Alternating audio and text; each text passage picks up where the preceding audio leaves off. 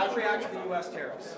Look, just before I deal with some of the questions, or something I was hoping to share with folks this morning.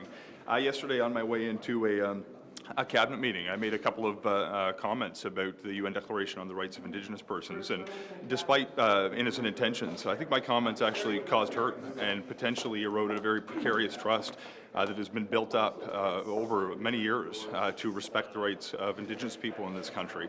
And it's essential that we work in partnership with Indigenous partners when it comes to issues that engage their rights and demand the respect of the Crown. I had a call last night after National Chief Woodhouse reached out expressing her frustration, and I told her unequivocally that I wanted to apologize for some of the comments.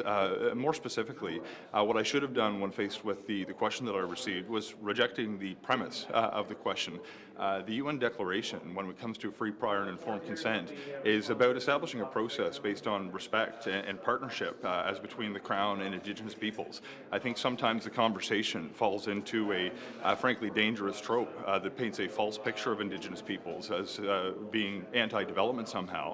In my experience, engaging with Indigenous leaders, their perspective is one of wanting to have their rights respected and wanting to share in the benefits of development. So as we go forward, whether it's on the major projects initiative we'll be working on or any issue that touches on the rights of Indigenous peoples, I want to be absolutely clear that our desire is to work in partnership, and at every stage of the process, from project selection to conditions that may be imposed, we're going to engage, properly consult, and work in partnership to respect the rights of Indigenous people. Do you still believe that it's not a veto? I think today and going forward, I think I've learned my lesson yesterday. I need to be very clear that we need to reject the premise of that question, because I think it paints a false picture. What the declaration is about.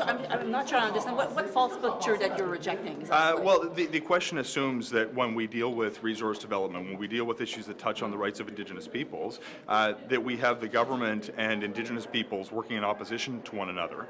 The entire purpose of the concept of free, prior, and informed consent is to establish a process where we're actually working together in a common interest to serve the interests, certainly of Canada, but also to protect and respect the rights of Indigenous people. Who asked you to apologize? Did the National Chief? Nobody. Did you apologize to the National Chief? I did, and I told her that I would do so publicly soon as well. And this is completely on my own initiative. I've not been asked to do this by anyone.